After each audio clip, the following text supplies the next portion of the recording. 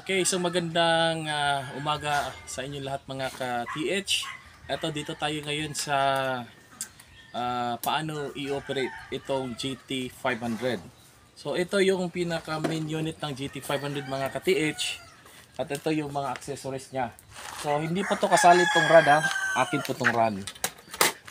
Yan. Yung accessories niya, andito yung handle, antenna at saka sa sensor. Para ito sa long range yung baga hahawakan mo siya yung long range ganon. So ang gagawin po natin is lalo na yung mga ka-TH natin na hindi marunong maghawak sa long range.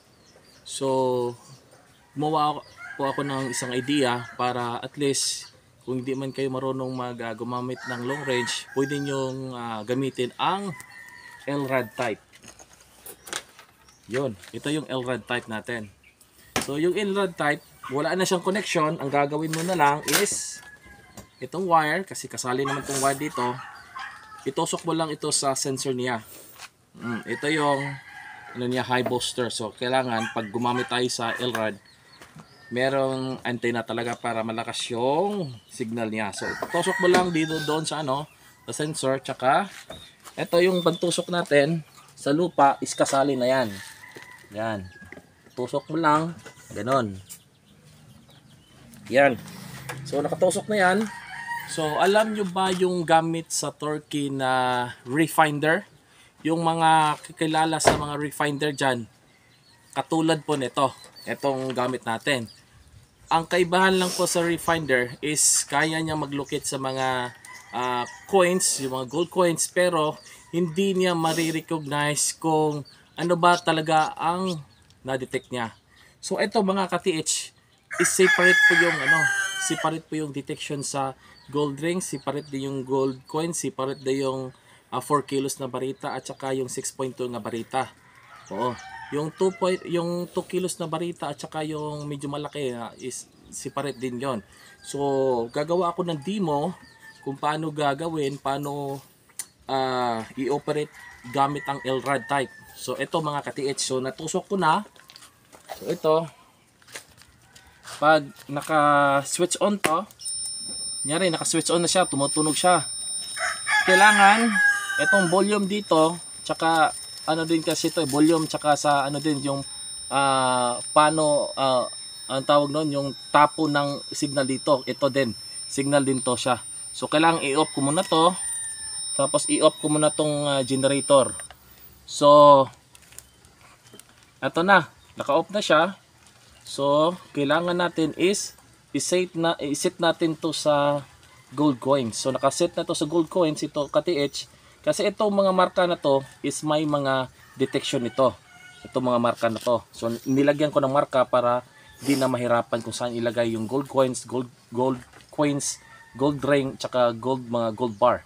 So i-set muna natin to sa gold coins. So naka-set na sa gold coins. Tsaka i-off natin yung signal dito, tsaka ito i-full mo lang 10. Full mo lang 10. So naka-high booster na rin. So ganun lang mga ka-TH. So naka-off lang to, hindi gumagana yan, naka-off yan. So ayan. So diretso na tayo. So dito tayo. Itong gold coins ito, ilagay natin dito. Ilalagay natin dito yung gold coins. Tabunan natin. Yan.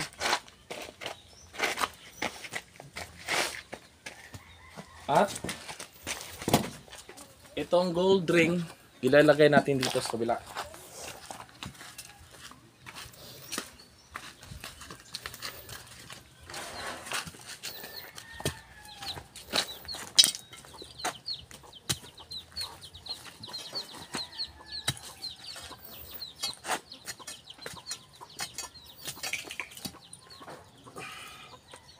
Kumbaga, basic lang po yung ginagawa nating demo mga ka-TH. Basic lang po yung ginagawa nating demo.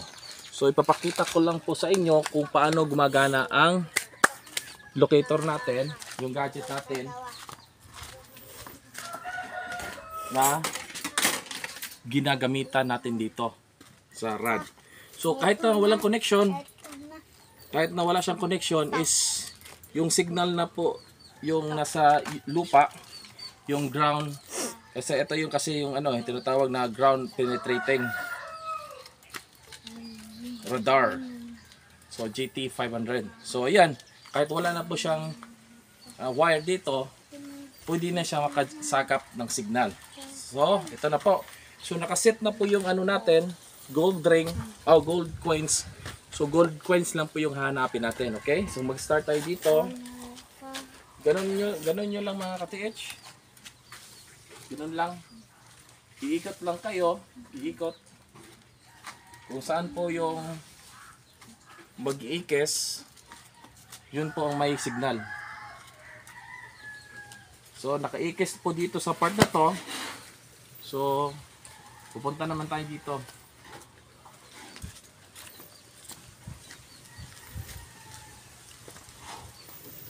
So wala siyang signal doon sa gold ring. So dito po siya nakapagbigay ng signal sa gold coins. Yan. So kasi yung gold coins kasi natin is nakaset po dito is gold coins. So may signal dito mga ka-TH. Yan, lalagyan natin ng platandaan yan. Yan, platandaan yan. So ulitin natin kung mag-iikis ba siya ulit. So nag-iikis pa siya. So palatandaan ko dito. So dito naman tayo sa kabila. Yan.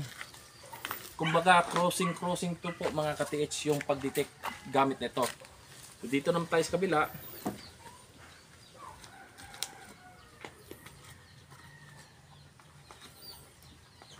Ganun pa rin. So nag-iikis dito. Yan. So kung titingnan natin yung linya doon sa ground, yung panusok dito, doon, yan. I-straight mo yan dito, yan, yung palatandaan. Ito, palatandaan kasi nag-iikis dito. Tingnan nyo. Nag-iikis. Yun. So, nag-iikis po siya dito. Ibig sabihin, may signal pa rin dito. So, baga, may kuryente yan patungo doon hanggang sa deposit. So, dito tayo. Simulan na naman tayo dito. Dito sa kabila na to.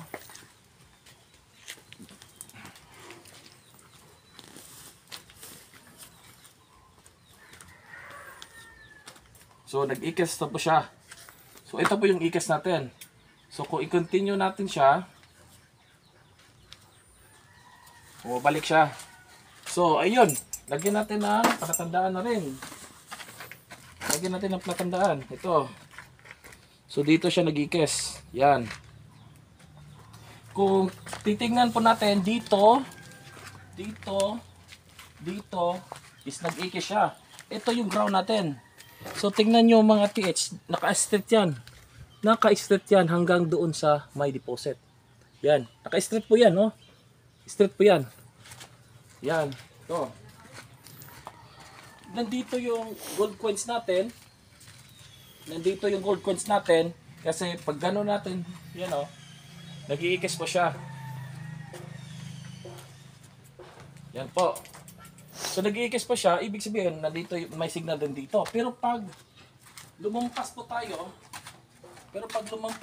sa deposit niya mga ka-TH, yan, pag lumampas tayo sa deposit kasi nandun yung deposit,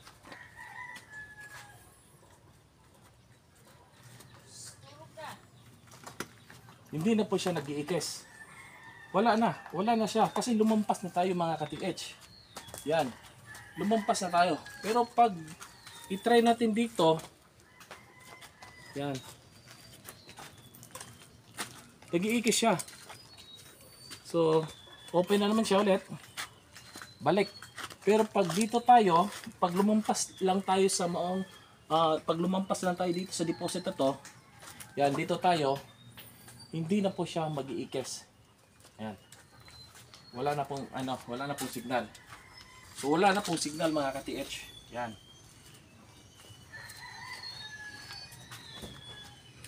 So wala na. So babalikan natin kung saan yung pinaka-last na ikis, nandun po yung deposit. Kasi andun yung andun yun. Yun, andyan yan. Yung tusukan niya. Tapos yung signal pumapalo hanggang dito. So kailangan i-straighten natin galing doon sa tusok at dito. Kasi wala nang signal dito eh. Kasi lumampas na tayo sa deposit. So kailangan balikan natin. Pinaka-last na X, andun yung deposit. Yun. So dito. Andito yung deposit mga ka-TH. Yan. Ulitin natin. Ayan o. Dito sa street niya, wala siyang signal. Wala siyang signal. Pero pag natumbok natin yung deposit. Yan yun. X. Ito na yun. Yan. So, kukunin natin. Yan.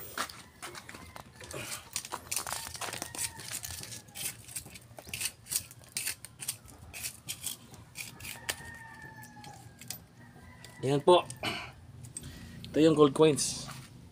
So, kanina, umiko tayo kasi nakaset lang po yung gold coins. Hindi na-detect yung gold coins, gold ring. Kasi ang iniset natin doon is gold coins. Yan, gold coins po ang siniset natin yan. Pero pag binago ko siya na gagawin nating iset ko sa gold ring. Abi niyan. Ganyan, akin na yan. Ito. Ibabago natin yung gold ring, iset natin sa gold ring. Papalo na naman yung doon. So, ito. Change ko lang sa gold ring.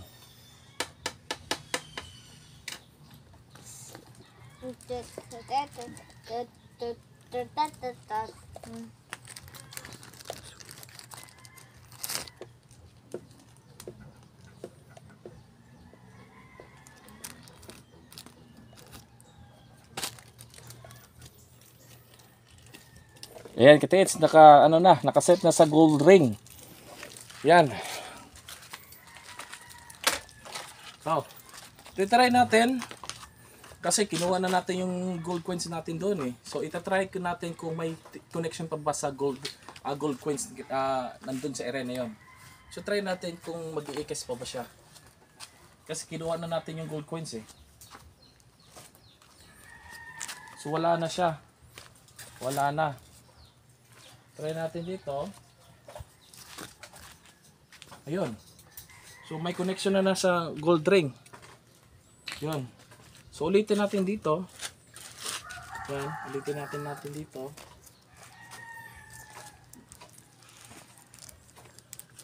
Yan. Nag-iikis talaga siya. Dito sa part na to. So ulitin rin dito. Simple lang po. Rod lang yung gagamitin rin kahit wala siyang connection sa magtuturo na siya. Yan. Yan po siya. So may connection dito patungo doon. So tingnan natin ano dito. Tayo mag-start.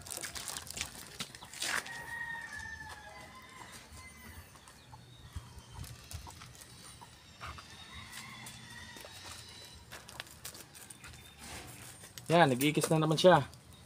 So, sabi nun, dito. So, lagyan na naman ng palatandaan. Pag naano mo na siya, balik siya. So, balik tayo.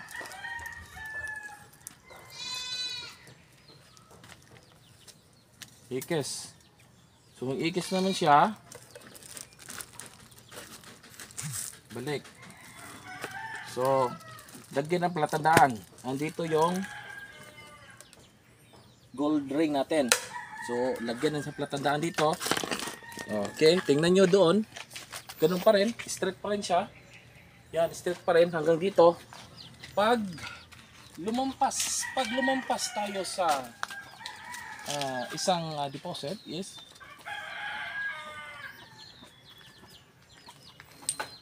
ganun. Bibili ko siya. Ibig sabihin nun, pag ikaw ay marunong gumamit ng mga rod, kaya mo to. Kaya mo to. Pag kaya mo to. Yung hiyang mo to sa iyo mga ka-TH. Yan. Yan. Kasi lumampas tayo, hindi na mag-iikis mga ka-TH. Lumampas na eh. Pero pag ginanon natin siya, straighten natin siya kasi may signal doon, may signal dito, update ito yung load natin. I-try natin dito kasi lumampas na tayo eh. Yan. Lumampas tayo. Yung pinaka-last na ikes, ito yung load. Oh. Yung inapakan ko is nandito yung load. Yung gold ring. Ulitin natin. Dito, hindi siya nag-iikes ha. Oh. Hindi siya nag-iikes. Wala siyang signal. Pagdating sa pop. Yan. Yan. Andito yung gold ring natin mga ka-TH. Okay? So, hukay natin.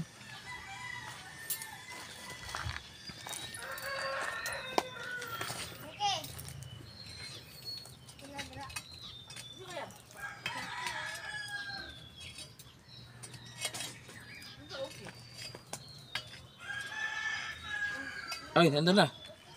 Yan na. So, ayan. Okay. Ito na. 18 carats gold. So, yun mga katits. Kumbaga, pag marunong kang kumawak ng L-rod, so, mas madali na sa inyo. Kasi may iba kasi nga hindi marunong maghawak sa long range, pero kayang-kaya nilang maghawak ng L-rod. So, gumawa ako, nag-design ako ng ganito. So, kung alam niyo yung yung gamit na refinder na from Turkey, yun, katulad siya ng ganyan, tinutusok din sa lupa. Pero ang kaibahan dito sa refinder at saka sa akin is, yung akin is nakasiparate yung gold coins, nakasiparate yung gold bar, gold ring, nakasiparate. Pero yung sa refinder hindi po nakasiparate yon. So kumbaga diretso siya. Kumbaga hindi mo alam kung maliit ba siya, malaki ba siya, or ganon, kung ano bang yung nahanap niya. Pero yung refinder maganda din yon, kaso lang mahal siya. Pero yung refinder kasi hindi mo siya ang tawag nun, pag detect mo siya hindi mo siya malalaman kung ano ba siya, ano bang na-detect mo, gold coins ba, gold ring, gold bar ba siya, ganon. So kaya minsan maraming pong nabalitaan natin na puro palpak yung result karamihan, kasi hindi natin alam, kumbaga may malaking deposit pala yun na pang mina, yung na-locate mo nakaumbok yun lahat, nakaumbok. So ibig sabihin nun, mina lang po yung kan. Napaka-importante po talaga yung sign and markers doon sa lugar. Kailangan may sign at marker. Pero pag walang sign, marker mga ka-TH, o wala pong mga palatandaan na malulumang puno na may kasama ding mga bato na nakaukit, wag na po kayo mag-hukay kasi may hirapan po kayo, kasi baka maubos yung pera ninyo. Kailangan po may markers, may mga signs doon sa paligid sa area niyo. Importante yon kasi palatandaan nila yon. Kung walang markers, walang yon, walang load. So yun lang po mga ka-TH, pinapakita ko po sa inyo. Ito lang po yung basic lang, no? Basic lang. Ganito lang yung pagdidemo natin, pero sobrang epektibo sa paghahanap ng treasure. So lahat po ng mga ka-TH dyan na nanonood, thank you so much. Paki-subscribe yung YouTube channel natin, Alex Ngalot Vlog TV. So makikita po ninyo doon yung mga natin, yung pag-demo natin sa gamit at saka sa operation namin. Okay, thank you so much once again. Magandang umaga sa inyo lahat mga ka-TH.